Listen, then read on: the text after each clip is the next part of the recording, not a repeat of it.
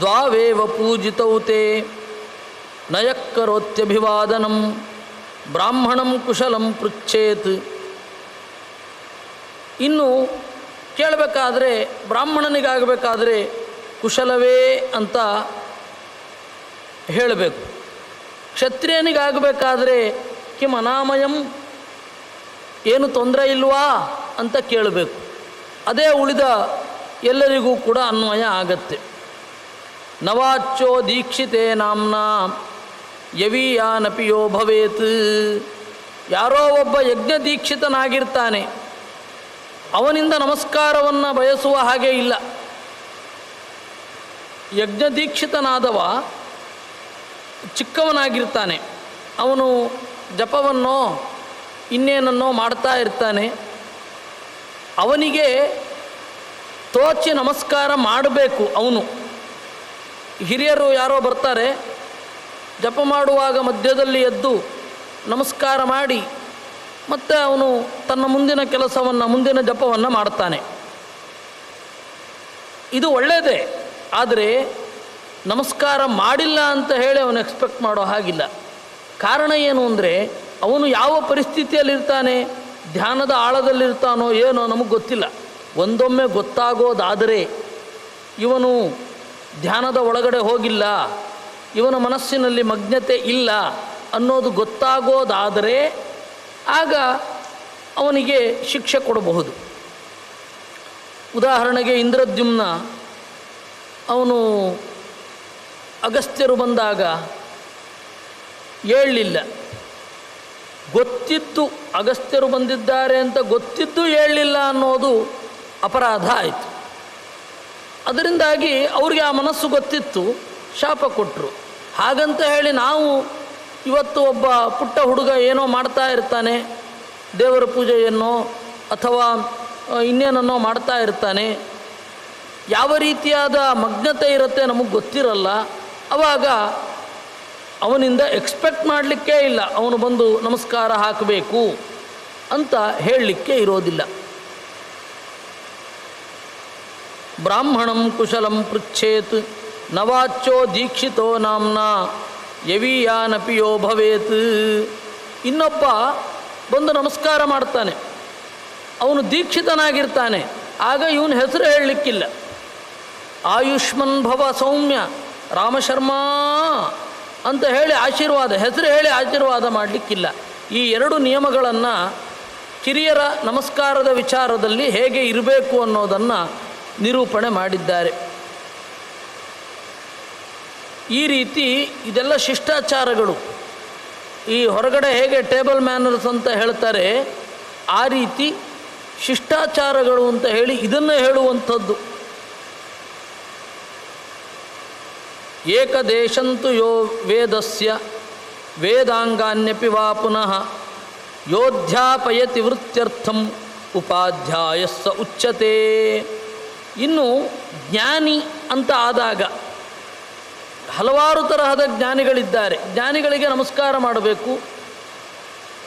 ನಮಗೂ ಜ್ಞಾನಿಗಳಿಗೂ ಯಾವ್ಯಾವ ರೀತಿಯಾದ ಸಂಬಂಧ ಇರುತ್ತೆ ಅಂತನ್ನೋದು ನಾವು ಚಿಂತನೆ ಮಾಡಬೇಕು. ಯೇಷಾಂ ಸಮಾಗಮೋ ತಾತ ಪೂಜ್ಯೌ ಸ್ನಾತಕ ಪಾರ್ಥಿವೌ ಆಭ್ಯಾಂ ಸಮಾಗಮೇ ರಾಜನ್ ಸ್ನಾತಕೋ ನೃಪಮಾನಭುಕ್. ಒಬ್ಬ ಜ್ಞಾನಿ, ಒಬ್ಬ ರಾಜ, ಇಬ್ಬರು ಎದುರುಗಡೆ ಬರ್ತಾ ಇರ್ತಾರೆ.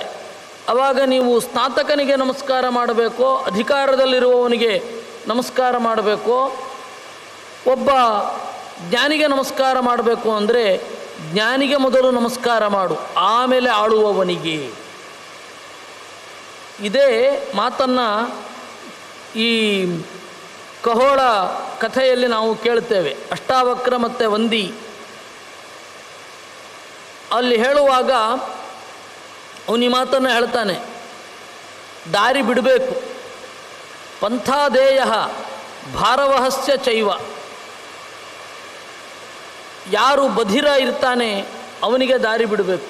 ಯಾಕೆಂದರೆ ಅವನಿಗೇನು ಮಾಡಿದ್ರೂ ಕೇಳೋದಿಲ್ಲ, ಬಿಟ್ಟು ಬಿಡಬೇಕು. ಅಂಧಸ್ಯ ಪಂಥಾಹ, ಯಾರು ಕುರುಡ ಇರ್ತಾನೆ ಅವನಿಗೆ ದಾರಿ ಬಿಡಬೇಕು. ಬಧಿರಸ್ಯ ಪಂಥಾಹ, ಕಿವುಡನಿಗೆ ದಾರಿ ಬಿಡಬೇಕು. ಭಾರವಹಸ್ಯ ಪಂಥಾಹ, ಯಾರು ಭಾರವನ್ನು ಹೊರ್ತಿರ್ತಾನೆ ಅವನಿಗೆ ದಾರಿ ಬಿಡಬೇಕು. ಇವೆಲ್ಲ ಶಿಷ್ಟಾಚಾರದಲ್ಲಿ ಬರುತ್ತೆ. ನಾವು ಒಳ್ಳೆ ಪದವಿಯಲ್ಲಿ ಇರಬಹುದು, ಒಬ್ಬ ಬಹಳ ಭಾರವನ್ನು ಹಿಡಿದಿರ್ತಾನೆ ಅಂತಂದಾಗ ಮಾನವೀಯ ದೃಷ್ಟಿಯಲ್ಲಿ ಮೊದಲು ಅವನಿಗೆ ದಾರಿ ಬಿಟ್ಟುಬಿಡಬೇಕು. ಇದನ್ನು ನಾವು ಮುಂದಿನದ್ದಕ್ಕೂ ಅಪ್ಲೈ ಮಾಡಿಕೊಳ್ಬೇಕು.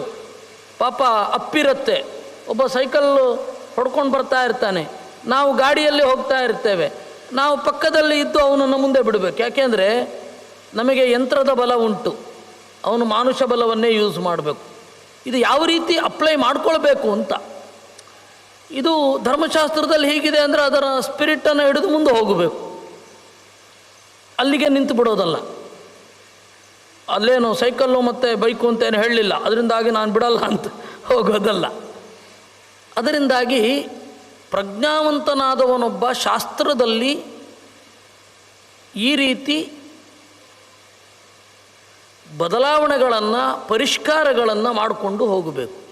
ಅದೇ ಈಗ ಇದರ ಹಿನ್ನೆಲೆಯಲ್ಲಿಯೇ ಇವರಿಗೆ ದಾರಿ ಬಿಟ್ಕೊಡೋದು ಬರುತ್ತೆ. ಆ್ಯಂಬುಲೆನ್ಸಿನವರಿಗೆ ರೋಗಿಗಳಿದ್ದರೆ ಇರ್ತಾರೋ ಇಲ್ಲೋ ಗೊತ್ತಿಲ್ಲ, ಗಲಾಟೆ ಮಾಡ್ಕೊಂಡು ಬಂದರೆ ದಾರಿ ಬಿಡಬೇಕಾಗತ್ತೆ, ರೋಗಿಗಳಿದ್ದಾರೆ ಅಂತ. ಪಂಥಾದೇಯ ಶ್ರೋತ್ರಿಯಸ್ಯ, ಒಬ್ಬ ಜ್ಞಾನಿ ಬಂದ ಅಂದರೆ ದಾರಿ ಬಿಡಬೇಕು. ರಾಜ್ಞಪಂಥಾಹ, ರಾಜನಿಗೆ ದಾರಿ ಬಿಡಬೇಕು. ಸಮೇತ್ಯತು ಬ್ರಾಹ್ಮಣಸ್ಯೈವ ಪಂಥ ಶ್ರೋತ್ರಿಯಸ್ಯೈವ ಪಂಥಾಹ, ಇಬ್ಬರು ಒಟ್ಟಿಗೆ ಬಂದರೆ ಯಾರಿಗೆ ಮೊದಲು ದಾರಿ ಬಿಡಬೇಕು? ಶ್ರೋತ್ರಿಯನಿಗೆ, ಜ್ಞಾನಿಗೆ ದಾರಿ ಬಿಡಬೇಕು. ಜ್ಞಾನಕ್ಕೆ ಇಷ್ಟು ಮಹತ್ವ ನಮ್ಮಲ್ಲಿ. ಒಬ್ಬ ಜ್ಞಾನಿ ಅಂತಾದರೆ ಅವನಿಗೆ ಇಷ್ಟು ಮಹತ್ವವನ್ನು ಕೊಡಬೇಕು ಅಂತ ಹೇಳ್ತಾರೆ. ನಂತರದ ನಾಗರಿಕತೆಗಳಲ್ಲಿ, ನಂತರದ ಶಿಷ್ಟಾಚಾರಗಳಲ್ಲಿ, ಟೇಬಲ್ ಮ್ಯಾನರ್ಸಲ್ಲಿ ಈ ಥರದ್ದಿಲ್ವೇ ಇಲ್ಲ. ವ್ಯಕ್ತಿಗೆ ಮಹತ್ವ ಅಂತಿಲ್ಲ, ಒಂದೋ ಪೋಸ್ಟಿಗೆ ಮಹತ್ವ. ಎಲ್ಲ ಕಾಲಕ್ಕೂ ಕಸ್ಟಮ್ಸ್ ಇರುತ್ತೆ, ಈ ತರಹ ಮಾಡಬೇಕು, ಈ ಥರ. ಯಾರೂ ಉಚ್ಛೃಂಖಲವಾಗಿ ನಡ್ಕೊಳ್ಳಿಕ್ಕಾಗಲ್ಲ. ಇವುಗಳೆಲ್ಲ ಬಂಡಾಯ ಹೇಳೋದು ಸಂಪ್ರದಾಯದ ವಿರುದ್ಧ ಮಾತ್ರ. ಆಧುನಿಕ ನಿಯಮಗಳ ವಿರುದ್ಧ ಏನು ಬಂಡಾಯ ಹೇಳೋಲ್ಲ. ನಾವು ಯಾಕೆ ಟ್ಯಾಗ್ ಹಾಕ್ಕೊಳ್ಬೇಕು, ಅದು ನಾಯಿಯ ಸಂಕೇತ ಅಂತ ಬಂಡಾಯ ಏನು ಹೇಳೋದಲ್ಲ. ಇವ್ರದ್ದು ಪೌರುಷ ಎಲ್ಲ ಎಲ್ಲಿ ಅಂದರೆ ಸಾಂಪ್ರದಾಯಿಕರ ಮೇಲೆ. ಹೊರಗಡೆ ಆಧುನಿಕವಾದ ಎಷ್ಟೋ ಅಪಸವ್ಯಗಳಿರುತ್ತೆ. ಆಧುನಿಕ ಅಪಸವ್ಯಗಳಿಗೇನು ಉತ್ತರವೇ ಇಲ್ಲ ಇವ್ರದ್ದು, ಅದು ಅಪಸವ್ಯ ಅಂತ ಗೊತ್ತೇ ಇರಲ್ಲ. ಅದನ್ನು ಇನ್ನೊಮ್ಮೆ ಇನ್ಯಾವಾಗಲೋ ಅವ್ರಿಗೆ ಬುದ್ಧಿ ಬಂದು ಪ್ರತಿಭಟನೆ ಮಾಡ್ತಾರೋ ಇಲ್ಲವೋ ಗೊತ್ತಿಲ್ಲ. ಆದರೆ ಅವರು ಸಾಂಪ್ರದಾಯಿಕ ವಿಧಿವಿಧಾನವನ್ನು ಮಾತ್ರ ಮಾಡೋದು. ಅಲ್ಲಿ ವ್ಯಕ್ತಿಗೆ ಮಹತ್ವ, ವ್ಯಕ್ತಿಯ ಒಳಗಿನ ಎತ್ತರಕ್ಕೆ ಮಹತ್ವ ಅಂತ ಒಂದು ಇಲ್ವೇ ಇಲ್ಲ. ಯಾವುದೇ ನೀವು ರೀತಿ ರಿವಾಜುಗಳನ್ನು ನೋಡಿ, ಕಸ್ಟಮ್ಸ್ಗಳನ್ನು ನೋಡಿ, ಒಳಗಡೆ ಇಲ್ಲ. ಒಳಗಡೆಯ ಎತ್ತರಕ್ಕೆ ಸ್ಥಾನವೇ ಇಲ್ಲ. ಒಳಗಡೆಯ ಎತ್ತರವನ್ನು ಗುರುತಿಸುವಂತಹ ಕಣ್ಣು ಇರಬೇಕಾದದ್ದು. ಆದರೆ ಅದನ್ನು ಅವರು ಹೇಳೋದೇ ಇಲ್ಲ. ನಮ್ಮಲ್ಲಿ ಈ ಶಿಷ್ಟಾಚಾರಕ್ಕೆ ಇಷ್ಟು ಮಹತ್ವ ಇದೆ.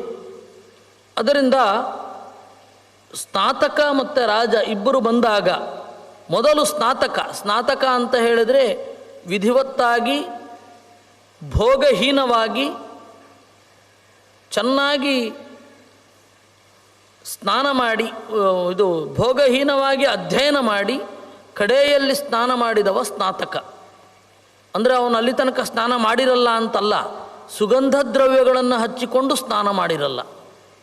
ಗುರುಕುಲದಲ್ಲಿ ಒಬ್ಬ ತನ್ನ ವೇಷವನ್ನು ಚೆನ್ನಾಗಿಟ್ಟುಕೊಳ್ಳದೆ, ಒಳ್ಳೊಳ್ಳೆ ಝಗಮಗಿಸುವ ಬಟ್ಟೆಯನ್ನು ಹಾಕದೆ, ಗಂಧದ್ರವ್ಯಗಳನ್ನು ಹಚ್ಚಿಕೊಳ್ಳದೆ,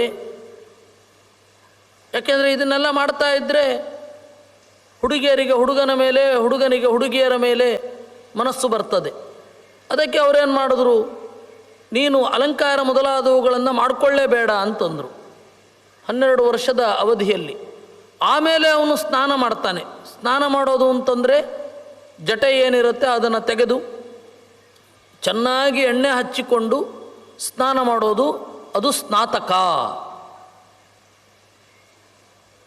ಇವರು ಅದನ್ನು ಡಿಗ್ರಿಗೆ ಇಟ್ಟಿದ್ದಾರೆ, ಸ್ನಾತಕ ಪದವಿ ಅಂತ.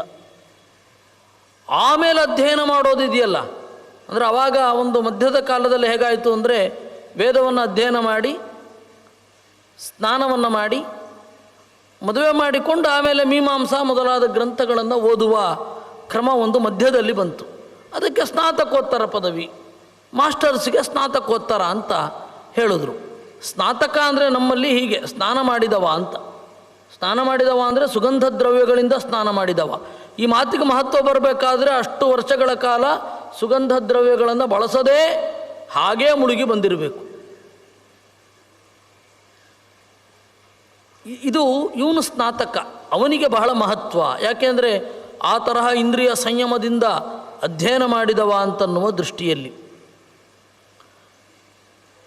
ಅಧ್ಯಾಪಯೇದ್ಯಸ್ತು ಶಿಷ್ಯಂ ಕೃತ್ವೋಪನಯನಂ ದ್ವಿಜಃ ಸರಹಸ್ಯಂ ಸಕಲ್ಪಂ ಚ ವೇದಂ ಭರತ ಸತ್ತಮ ತಮಾಚಾರ್ಯಂ ಮಹಾಬಾಹೋ ಪ್ರವದಂತಿ ಮನೀಷಿಣಃ. ಆಚಾರ್ಯ ಅಂದರೆ ಯಾರು?